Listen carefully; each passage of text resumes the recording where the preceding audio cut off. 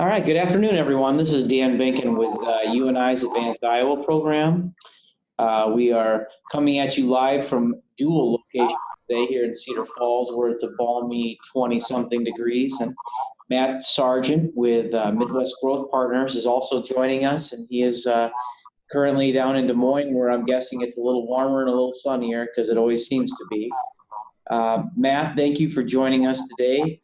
Also, before I forget, Matt is a proud UNI alumni. I found that out after talking to him, so that was a nice bonus for us to have another alumni of UNI's College of Business here with us as we do this webinar today. Matt, we're excited to have you here. We're going to be talking about what do buyers look for when they're looking at buying a business, and buyers can be all different types of buyers, right? But I think for the most part, 80% of what they're looking for is usually very similar, I would think. And so while you represent kind of the private equity space, I think it's safe to say that the types of things that you look for in a business aren't too dissimilar than the types of things that a lot of other buyers are going to look for in a business. And so with that as our kickoff here, I'm going to let you introduce yourself a little bit and maybe give us an idea on kind of how you came to the position you're in now. And if you could talk then from there and go into the slides, that'd be all right. Perfect. Yeah. Thank you, Dan. Yep. As you said, I am an alumni of UNI, and I went there and graduated with an accounting degree and a finance minor. So you can probably go to the next slide. So I started my career in accounting and started at what is now RSM and previously McGladrey, and kind of worked my way over to the finance side in private equity as I am today with Midwest Growth Partners. So I took a semi-unconventional route, but I'm happy with where I'm at, and we have a lot of exciting things going on at Midwest Growth Partners today. So I will tell you that my slideshow, a lot of it revolves around explaining what private equity is, but then I also will dive into towards the end all the things that we look for as buyers, and as you said, I think is pretty similar for all different buyers. Perfect. So I appreciate the intro, and I will kind of dive into what is private equity and what buyers are looking for. Yeah, I think that'd be great. Perfect. I think. So I'll let you go to the next slide. So generally speaking, I would say there are several different asset classes that individuals and institutions have to choose from. So as you'll see with this slide, it ranges from cash, equity, fixed income, real estate, and commodities. And the sector that we are involved in is essentially a pool of money or a fund that is used to buy and sell private companies to make a return for investors. And these investors likely have different objectives, whether it be just diversification or whether it's achieving community investment objectives, rural investment objectives, or another. One common objectives for all of our investors is they're obviously looking for a return. So no one is giving us their money for a donation. And the investors have several different private equity funds to look at, and each one of them has a different strategy or thesis, and they have to pick one that matches their objectives. Okay. Yeah. What kind of criteria do you usually? I mean, is that risk based? Is that geographic? What kind of objectives do you typically hear from investors? Yeah. So I'll dive into a little bit, which is a little bit early, but kind of Midwest Growth Partners. So, we're a lower middle market private equity fund located in Des Moines, Iowa, one of the very few private equity funds in Iowa. So a lot of our investors are geographically surrounding us in the state of Iowa or Nebraska. Okay. And so they're looking to partner with somebody who's local, who they can, drive a reasonable distance to and meet. And a lot of these companies have a vested interest in, I would say, smaller companies in rural areas, exceeding and expanding and growing. Okay. that is a similar thesis that revolves around what our fund is built on. So our first fund, Fund One, was a $41 million private equity fund built on the thesis around succession plan liquidity, mostly around family businesses and growth capital for backing management teams as they look to grow and expand. Yep. And, generally speaking, we're looking for companies with free cash flow between 0 and 5 million and revenue between 4 or 5 and say 60 to 70 million in revenue. Okay. A lot of other private equity funds are bigger than us. We are one of the smaller private equity funds. So we are generally speaking looking to be the first institutional money into a company, as opposed to other firms and other private equity funds, which look to be the second, third, or fourth institutional investor in the fund. So we are looking for smaller family-run businesses in the Midwest, the upper Midwest, that we think we can add value to. Okay, that makes sense. Okay. So yeah, and the one thing I will say, we're still on this asset class side, is the private equity industry has evolved immensely over the last 2 decades. I had a slide that I presented in another scenario a couple of months ago, and it talked about the public companies versus private equity funds or private equity investment companies. Back in like 1998, it was like significantly all public companies and very few private equity backed companies. Whereas today that is becoming more merged, and there's actually a lot more private equity backed companies today than there are public companies. Oh, wow. So it's the line has crossed, and the number of public companies is actually down from the late 90s when we had the .com Sure. boom. Yeah. And private equity backed firms were relatively a new thing in the early 2000s, and there are a lot more. And we, generally speaking, are one of a very few private equity funds in Iowa. So one of our thesis is that there is an underserved market in the upper Midwest for companies, family-run companies between 0 to 5 million. If you are a New York-based private equity fund, you will probably, fly into Cedar Rapids or Des Moines and take a car if a company is big enough.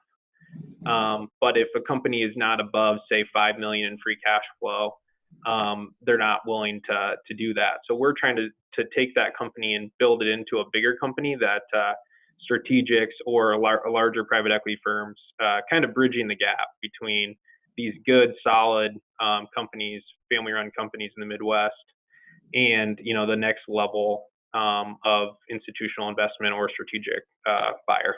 Okay. Cool.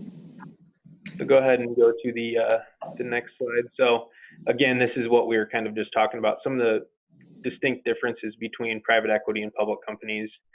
Public investors are generally speaking passive, and they, hire a proxy in their board of directors, who then go down to management. Management a lot of times have some compensation, but with private companies, we're really viewing this as a partnership with management. So we are partnering with the operators and backing them in their growth objectives. Okay.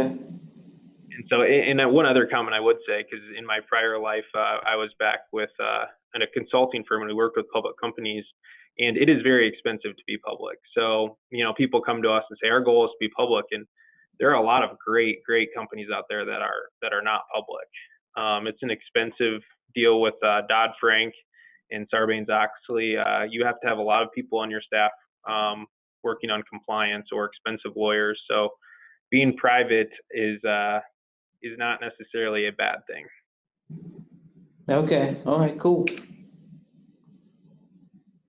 So here just kind of talks about some of the goals and objectives that we had kind of talked about earlier. So some of our investors, we do have institutional investors in our fund that we are accountable to. So we may have to not be able to use the local CPA firm or the local next door lawyer. So that a lot of times is a byproduct of us using more regional firms, because we have institutional investors that we are reporting to, and we have guidelines that we must follow. Okay.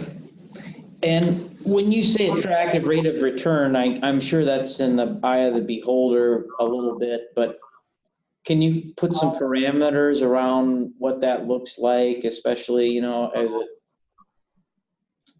how Yeah. do you define?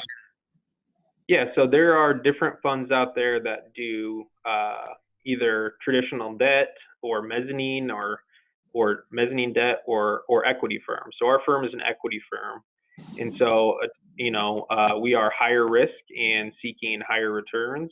So I would say the general stock market has give or take been around 10%. When we go into investment, typically I've modeled it to the high teens or the low 20s. Um, and I would say that that's where we go in shooting for our investments, and that's pretty consistent with other firms of other similar firms, other similar private equity firms. So debt firms may be a little bit lower in the low teens. Mezzanine may be around 15 to 16%. Typically, we're modeling out to 18 to 25% return on an when we go into an investment. Okay, okay. And just kind of talking through, you can go to the next slide. So, this kind of shows. So I would say there are, as you will see on this chart, there are angel investors and there are venture capital. So you'll see venture capital in the middle of this slide.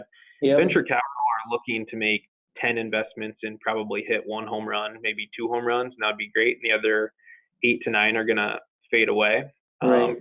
Generally speaking, on private equity, we're investing in companies that have had steady, consistent cash flow and cash flow over the years. And so the way I put it is, we are not looking to hit home runs. If we hit a home run, it's probably by accident or something great happened in the macro economy. We're looking to hit a lot of singles and doubles and a few triples in our fund. We hopefully will have no strikeouts, and but we also, as opposed to a venture capital firm, they know when they make 10 investments that they're going to have a couple strikeouts. So it is a different investment thesis and strategy. Okay. Oh, that makes sense. This just kind of shows, the general transaction process. So typically, either a individual is represented by a business broker or a investment banker, or they're representing themselves, just like selling a house. And this just kind of talks about the process of the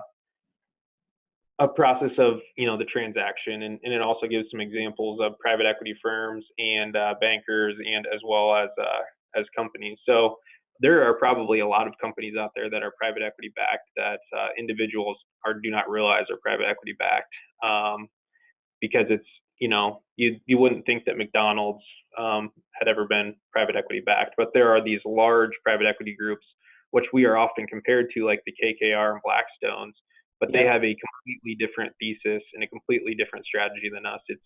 It's kind of like we are competitors, but really, if we sat down at a table, we are doing a completely different thing than they are. Okay, perfect. So this just talks a little bit about the fund structure of what a private equity fund is. So, we have our limited partners who essentially give us capital. So we have a capital call line. When we decide to make an investment, I write up an investment memo, kind of on our thesis behind the investment, and then we call capital from them. So when we say we have a $41 million private equity fund, that means we have a pool of $41 million to call at any time. So that kind of just shows what the fund structure looks like. And then the general partner would be our office here of personnel that are making decisions and running the companies on a day-to-day basis. So we have 2 managing partners who are deal guys, and we have myself, who's an associate, and then we have 2 operating partners who actually work within the companies that we buy. So this just kind of shows the general structure of how a private equity fund looks.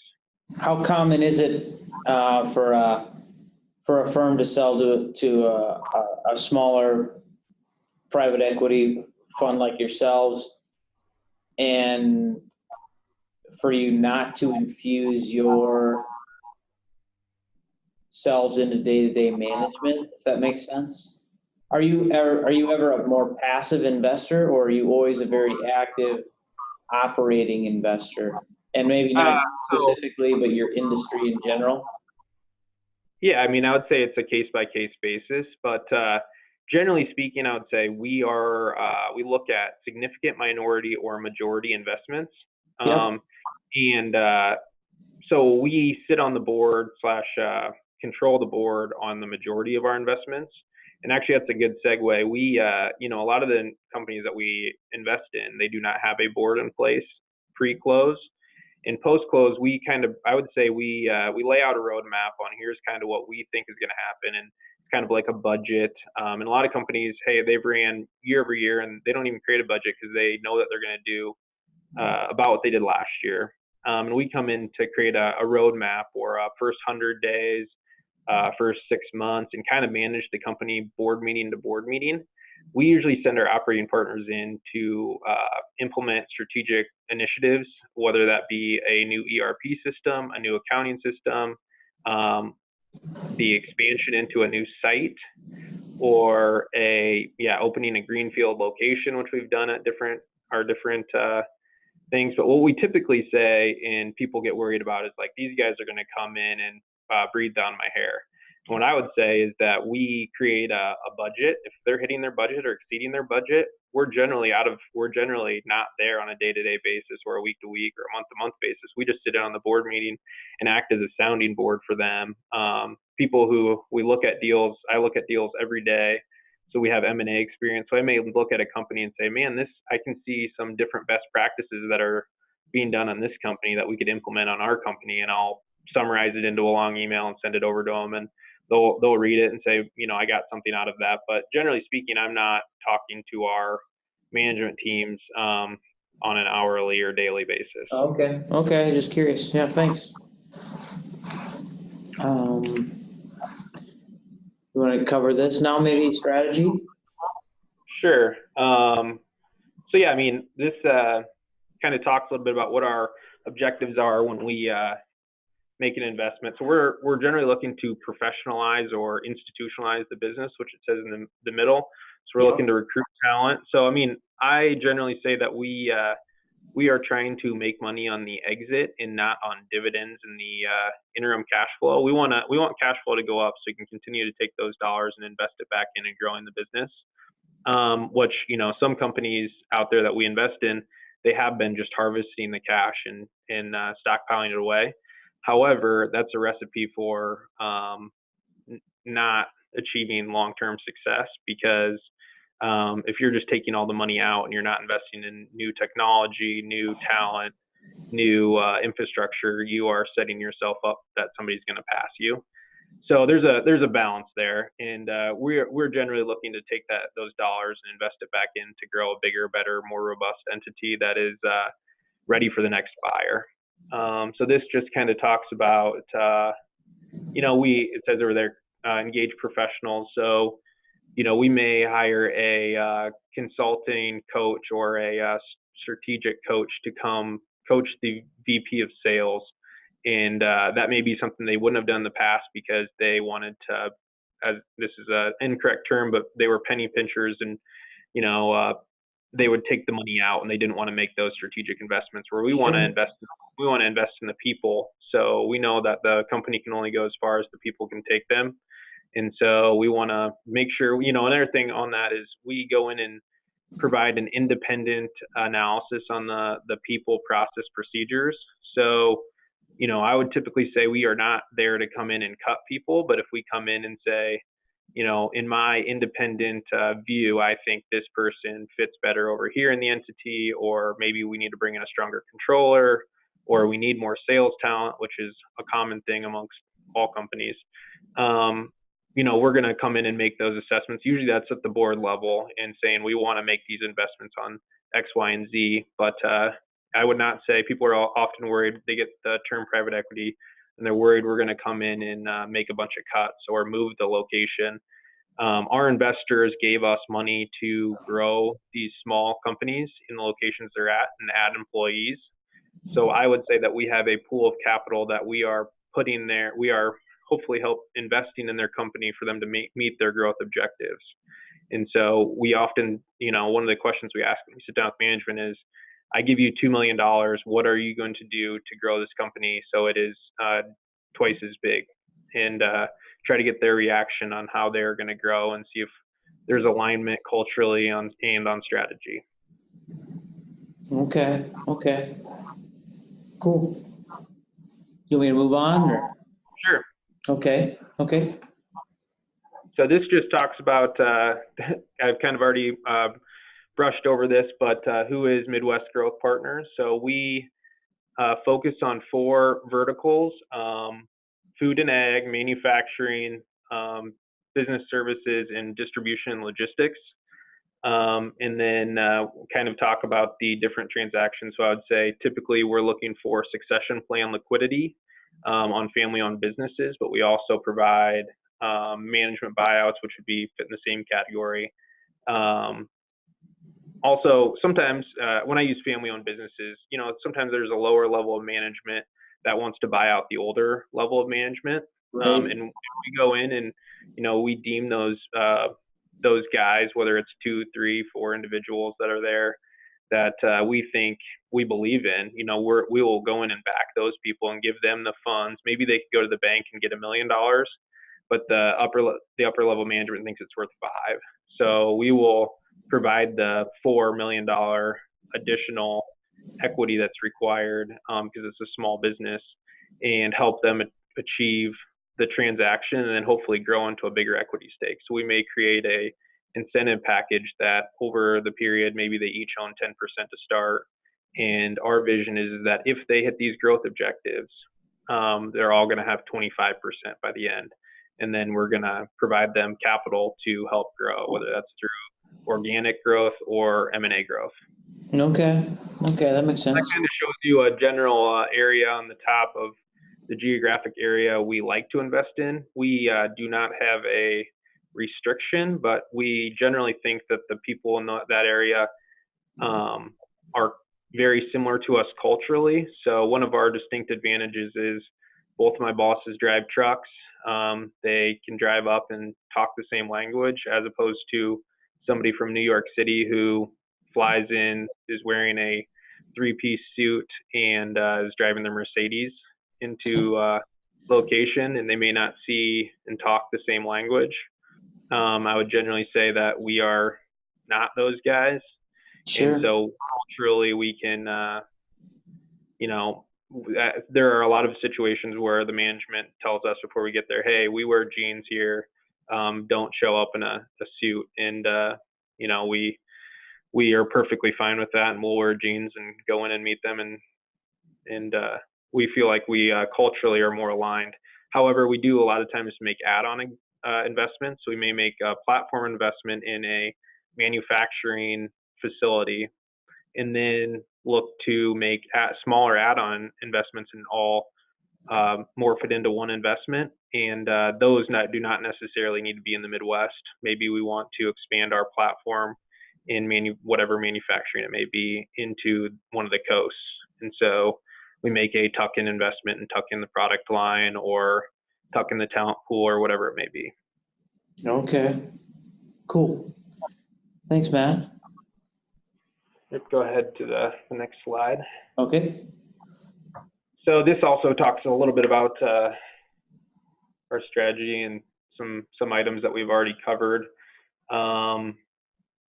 So we are looking to make equity investments. I would say our average check size is probably around $5 million. We have on the slide that it's 0.5 to 7 million, which I would say we would definitely entertain anywhere in that range. We are flexible in whether it's minority or majority or an outright sale, which we have also completed.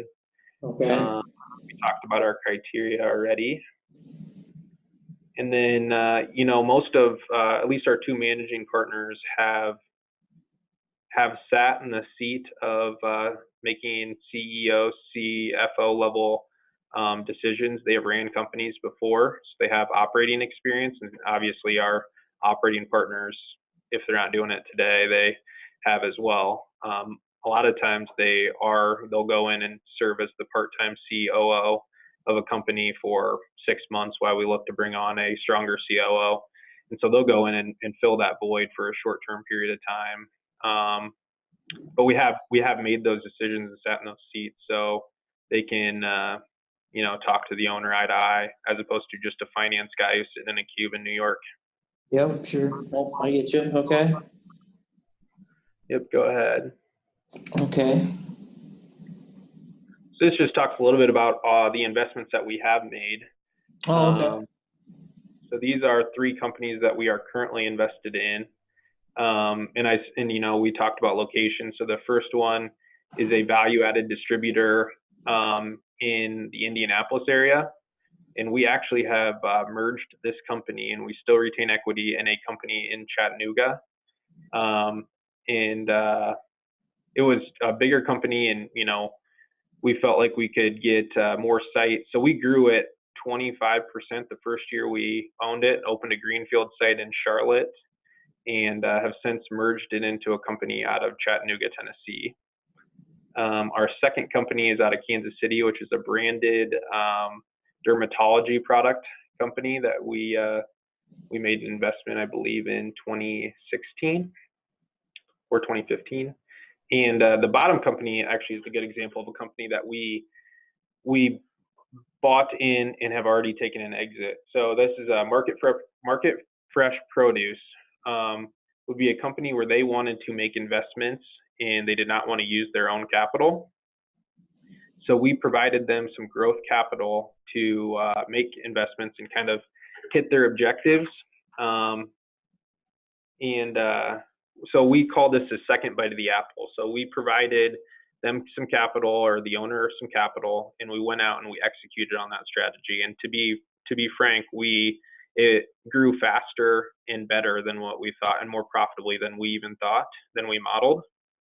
And we were only in the investment for 24 months, and employee count, revenue, and bottom line had more than doubled in 24 months. And actually, we had people knocking on our door asking about the company. And when we got in, it wasn't quite big enough for a lot of private equity firms. And when we sold it to a bigger private equity firm, which is also located in the Midwest. And I would say, if you wanted to know, how did the owner, how was he affected, and how are the employees affected? The owner essentially had a sounding board to make decisions. He was kind of a one-man show before our investment. We put a board in place.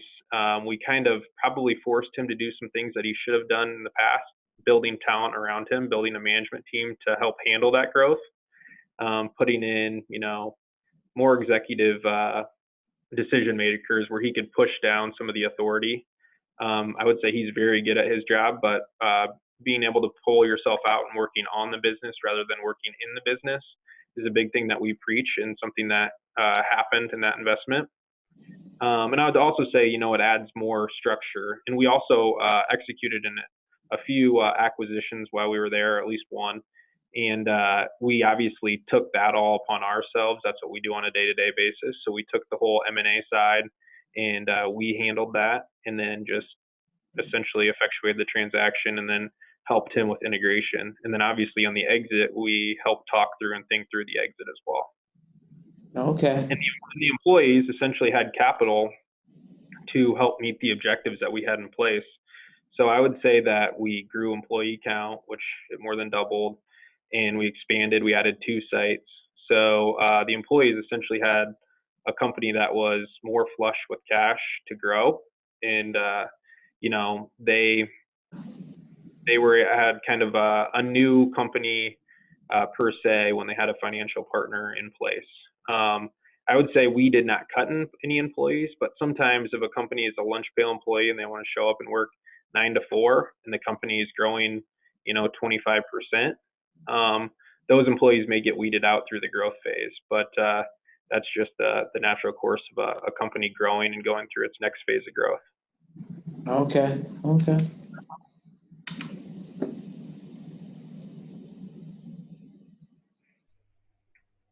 Go ahead and go to the next slide. Yeah, so these are also some of our other, oh, sorry, go back one. These are also some investments that we've made. The bottom two are actually legacy investments that one of our partner and a couple of his actually our two operating partners, our one managing partner made prior to the fund opening. So our fund opened January 1st of 2014. And those investments were made prior to January 1st, 2014, and have kind of rolled in as legacy investments. The top investment would be our first investment out of the fund. And that would be a situation where the owner passed away and it was transferred down to an estate.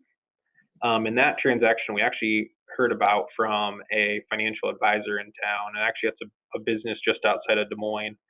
It'd be a small family business, had been in operation since 1978, great product, small employee base of under 10 employees, something that we thought that we could build upon, something that was scalable.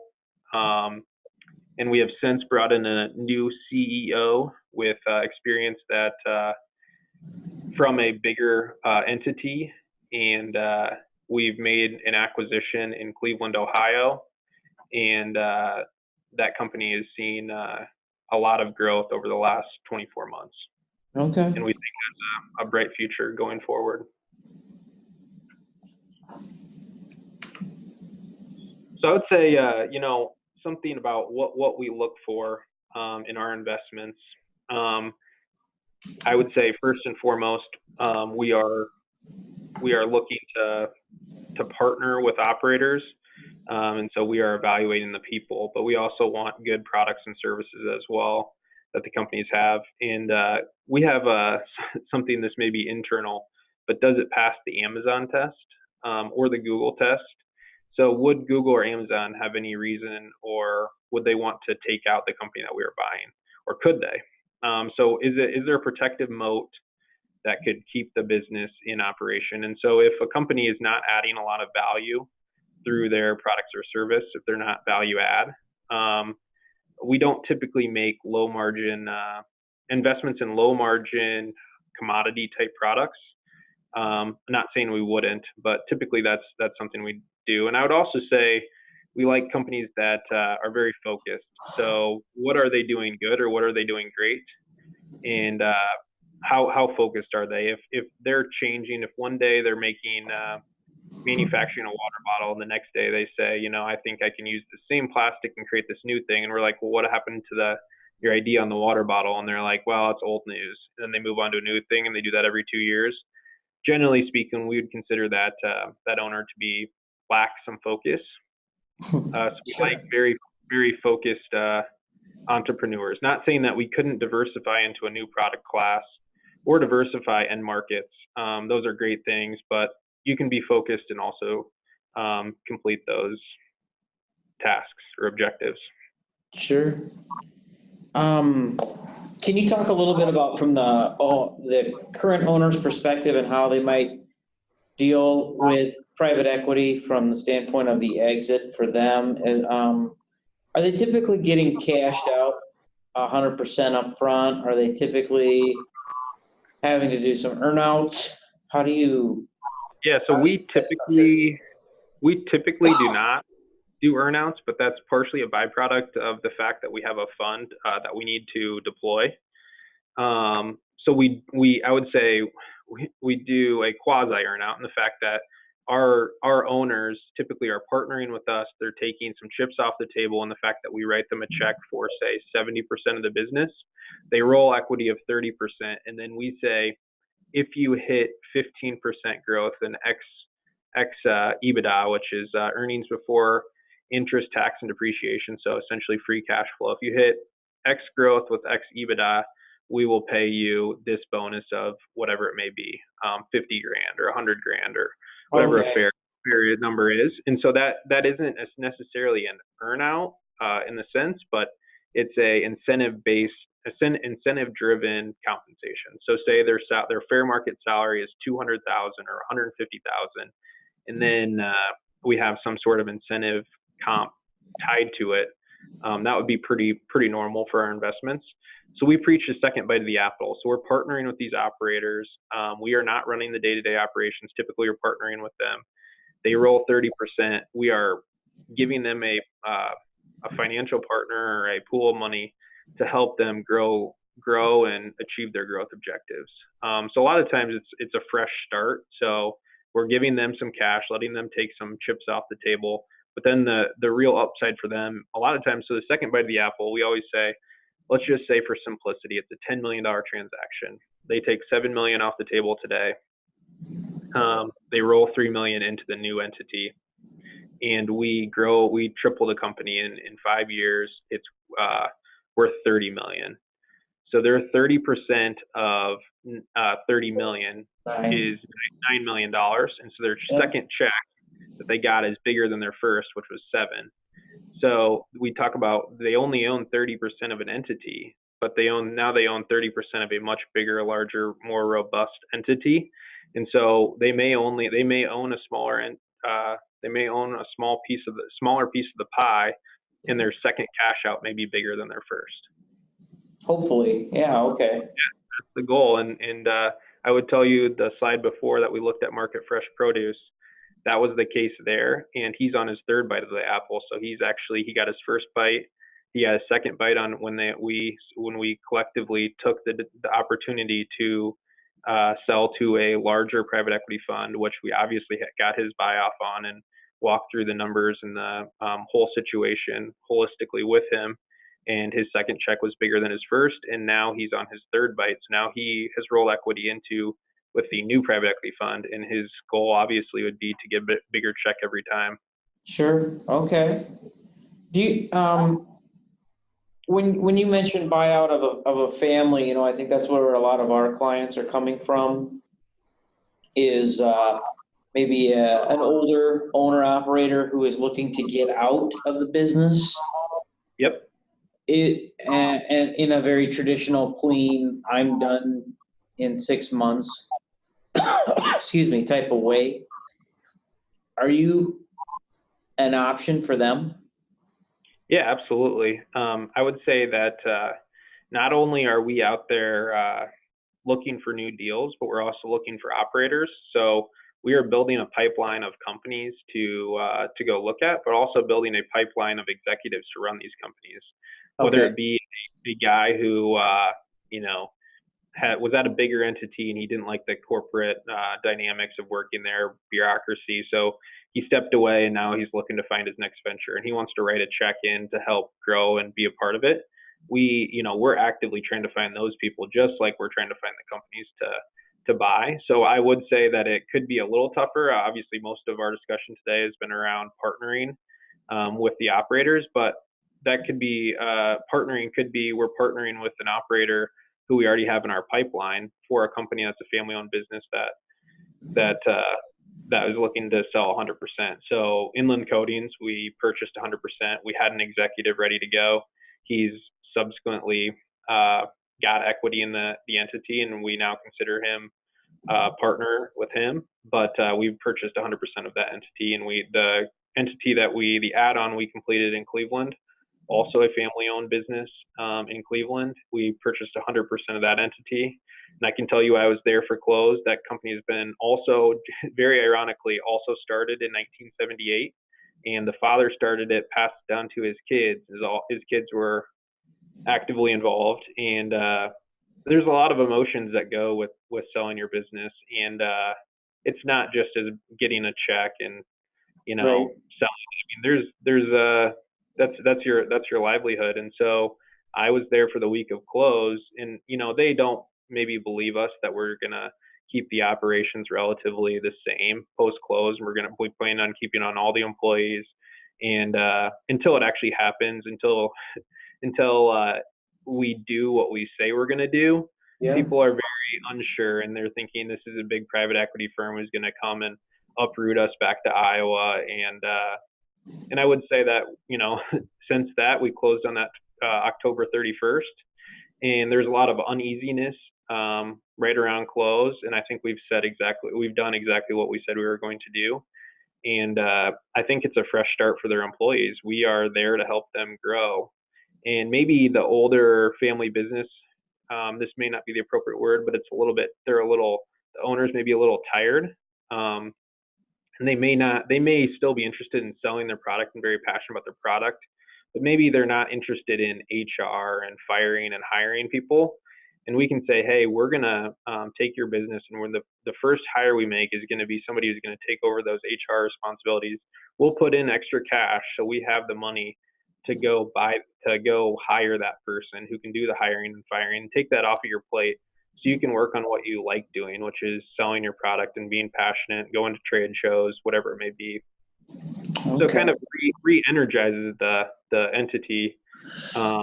We're not trying to put restrictions on them. We're trying to put them in a position to succeed. Sure. If they succeed, you succeed, obviously. Okay. Yeah, absolutely. Another thing I would say just on that, we talked about partnering. When we go in and we are buying 70%, there's a lot of negotiations that go into any deal, but we always tell our operators during these negotiations, we can't win unless they win. There is no winner or a loser. If they win, we win. If they lose, we lose. So, okay.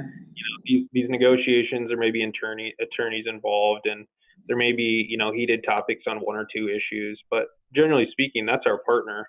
And, a partnership, if the person has positives or negatives, like an investment banker, they may sell their client.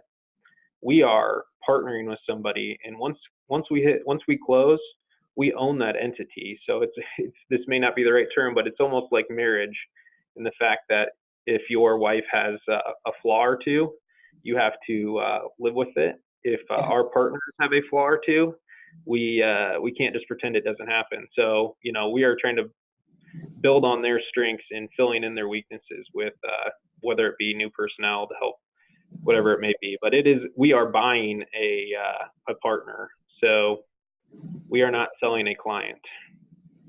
Okay. So Matt, could you talk a little bit about the types of criteria that you're looking at when you're looking at a business to buy? What are the signals that this is a good one, type of thing? I think it's kind of having a value add, really understand the person, the owner understanding what they do well, being focused on who they are and where they fit in the marketplace, is big. And does it have a protective mode against the Amazon or Google's? A lot of private equity firms have specific metrics around revenue growth or gross profit or negative net income growth. We don't necessarily have that, because a lot of times we're investing in family-owned businesses that are very consistent, and our goal is to go in there and help them grow and kind of changing the culture into a growth-oriented culture. Mm-hmm. So unlike some of the other private equity firms, which may have specific criteria of it has had to have grown 8% year over year for the last 4 years, we do not have that.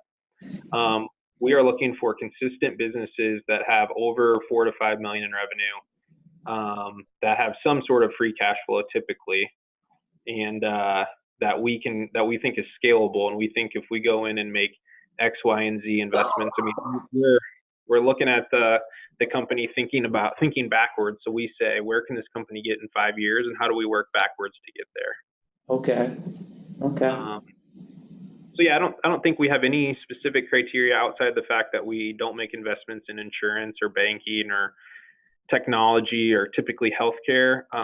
Those would just be that there are other private equity firms that fully focus on banking, or other private equity firms that fully focus on healthcare.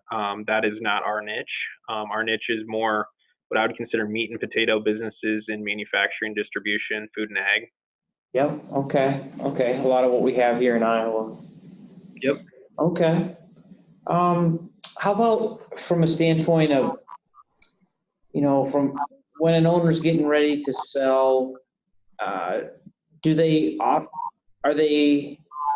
I'm guessing it depends on the size of the firm. So let's say those firms that are going to be valued less than uh, $3 to $5 million or somewhere in that range.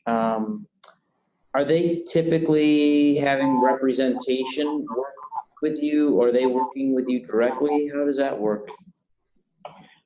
Either way, so the deal we had in Cleveland, we got introduced by a broker who essentially knew that that company fit with our company, but he wasn't very involved with the actual diligence process. So we have nothing that stipulates we have to go through a banker or through an investment banker. And I would say we're probably 50-50. 50% of our deals go through bankers and 50% do not. The ones that do not, there are nothing wrong with them. I would say they just typically take longer, because I would say a banker's job is to take some, what I would say, weight off of their shoulders in helping them gather the info and putting it together and in a bow and to us. And that's what they're paid to do, to help facilitate and shepherd the process. Yeah. So if that person is not there, it definitely does not mean it's not going to get done. But we know that these business owners have a business to run. And so if they're running a business, which is a full-time job, and then getting diligence requests for us, that's a full-time job as well. So then they just have two jobs. And we obviously tell them we want them to focus on running their business, because we don't want any decline in business before. I mean, our diligence typically is 60 or probably 90 to 120 days. So it's 3 to 4 months is how long diligence typically takes, and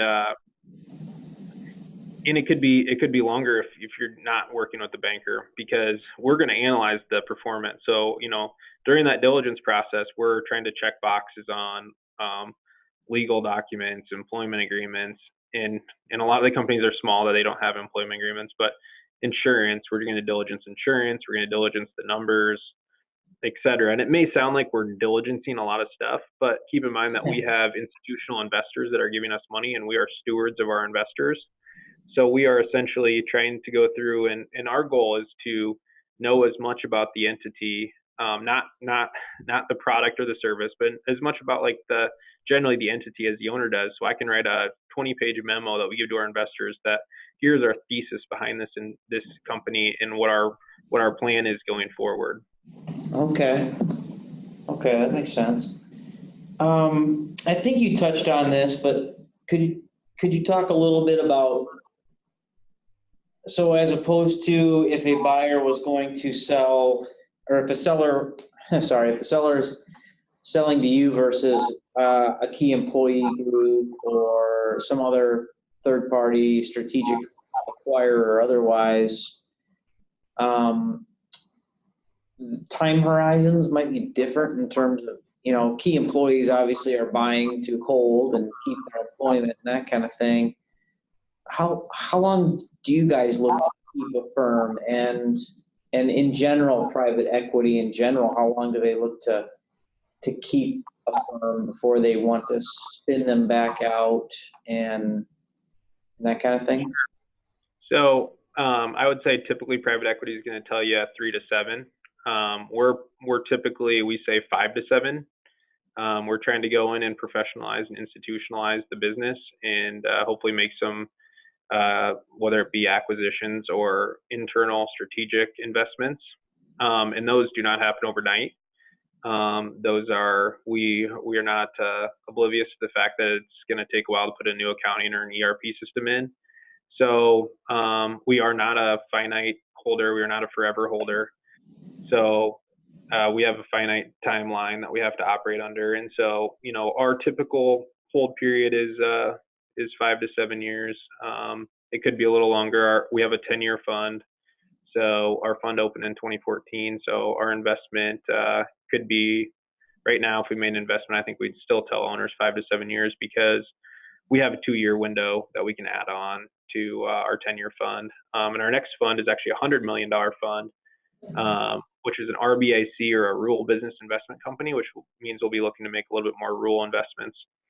But back to your original question, we're 5 to 7 years. I would say it's strategic. So if you want to get my sales pitch on this, a strategic may tell the company that they're going to keep them in their current spot but they have, they probably are going to try to consolidate a lot of operations. So, which is, perfectly normal and smart probably on their part because they're consolidating accounting and purchasing and maybe production. And so a lot of times they're going to tell you what you want to hear on the front end on a strategic, but they're going to uplift their operations and move it into where they're at. And so we're looking to keep that. So let's just say it's in Monticello, Iowa. We're looking to keep that business in Monticello, Iowa, and trying to triple the employee count. So, we have no, typically, unless it's an add-on, we have no other place to move it. We don't, we likely aren't going to try to move it to Des Moines. Typically, if you look at all of our investments to date, we've kept them where they were before we bought in. So we're keeping them where they are, and we, just like Market Fresh Produce, we doubled the employee count there in 24 months. That's our goal. Okay, that's good to know. Let's see here. Do you ever allow? Oh, go ahead. I think you had sent over a question to me about if someone was preparing their own pitch book, what would need to be in it and how polished it would need to be. Yeah, that's a question we got from somebody. Yep. Yeah. So I would say we look at 225 deals a year. So if I get something, we look at 225 deals a year. We're looking to do 1 to 4 deals a year. And we actually have 3 deals under LOI right now, which means that we are in the 90 to 120 day period to close those transactions. So we're very busy. We already completed 2 deals this year. So we have 3 more that are all supposed to close around year end.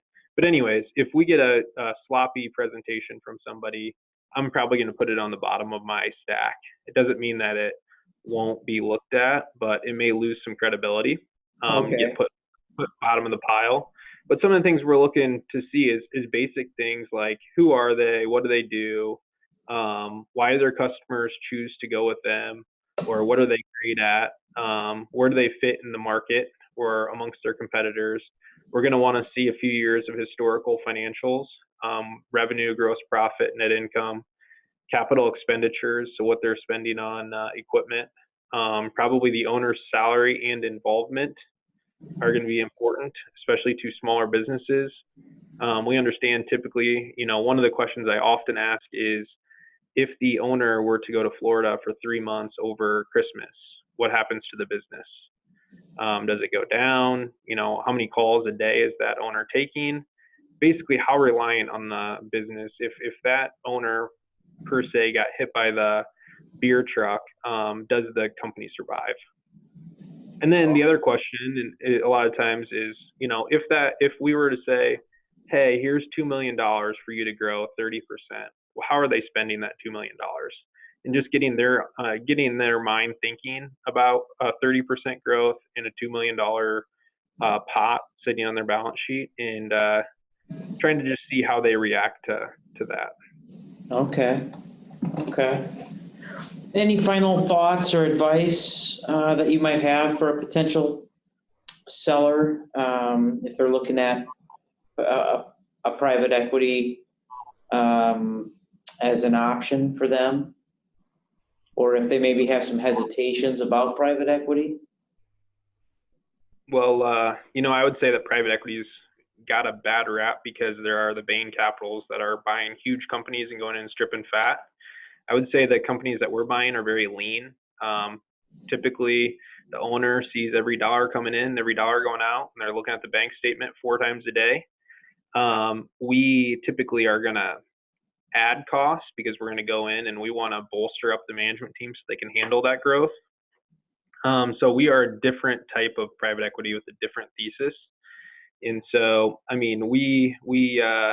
we oftentimes, when we're getting ready to buy a company, provide references to our other, the CEOs or operators or other companies to know, it's just like any industry. You want to know what you're going to get because you are getting a partner, as I was kind of talking about earlier. So we want to know them to know what they're getting into.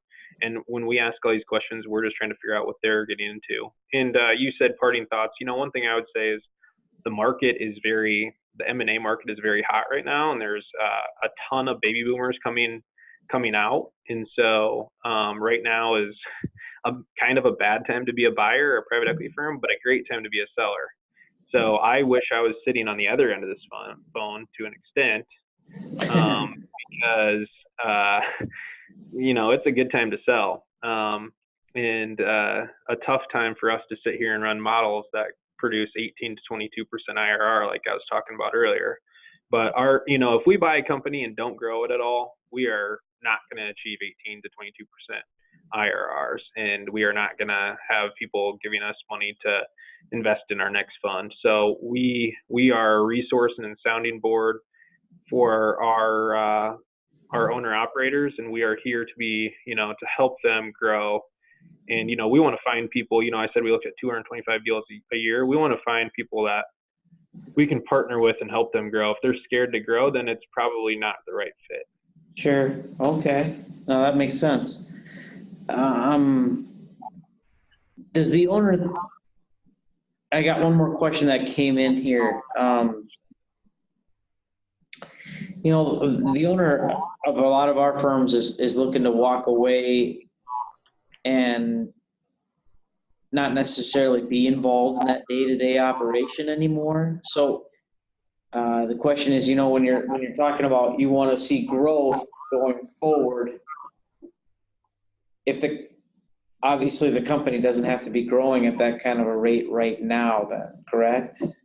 Absolutely not. Yeah, I mean, most of our investments, the companies kind of what I would consider reach an inflection point where they've kind of reached a point where the owner. So a lot of times I would say the guy who took it from the family member who took it from 0 to 10 million may not be the person to take it from 10 to 20. And so we may make an investment in the company knowing we need to bring in the CEO who's good at taking the company from 10 to 20. And the owner may be looking to walk away, and we just need to find that guy that can take it to through its next phase of growth.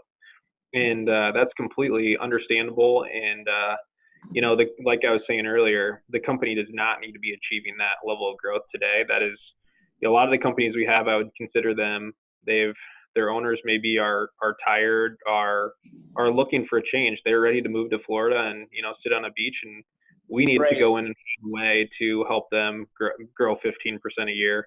And they need to worry about, having their next drink on the beach. And, we need to find that next leader. And, the one thing I would say to prepare themselves for a sale is it's a year-long process. So if you want to sell, if you want to get the maximum value out of your company, if you started right now, it's going to take you 6 months to get ready and 6 months to sell, maybe, to run a full process. And so if you're right now saying, if you're just now making the decision, the sale, if you want to get the maximum value, I would say you're probably not going to sell until 12/31/19. And that's 6 months kind of getting somebody under you ready to take over your role. And there's a few months of gathering data and, getting everything, I would say, put together. And then typically you're hiring a broker, a banker, who's going to put together a book with all the information on your company. And then there's going to be an auction process where you send it out to private equity and strategics.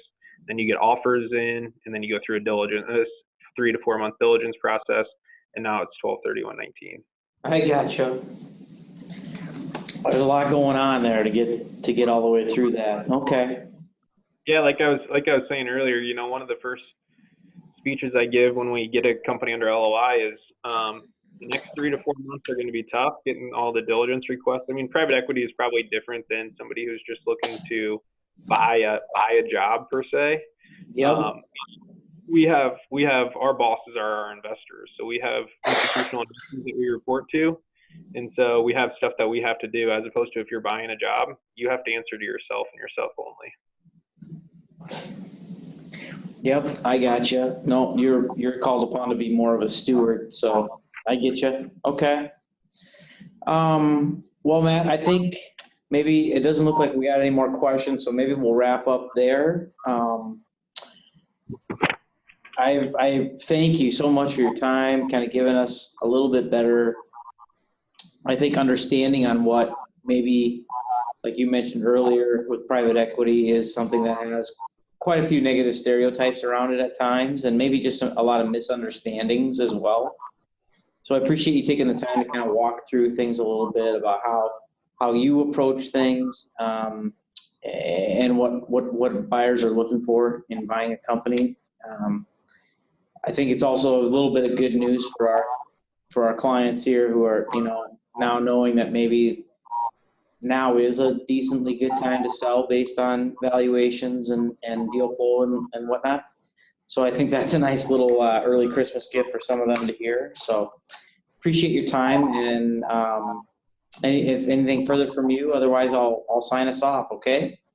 Yeah, well, no, I appreciate the opportunity. And on this page right now, you'll see our website, which is www.mgpfund.com, and on there you'll see our profiles. And I believe on my profile, at Sargent, you'll see my email address. So if anyone has any questions on anything I said today, or wants to reach out about their business, I'd be more than happy to field those questions, or we'd love to see more opportunities. So, or if you have a friend who's thinking about selling their company in a couple of years, we'd love to hear about that. And I, again, thank you for the opportunity to get on here. And yeah. Thank you very much, Matt. Have a great rest of the day, and of course, go Panthers, right? Absolutely, go Panthers. All right, take care. Yep, you too. Thanks. Thank you. Bye.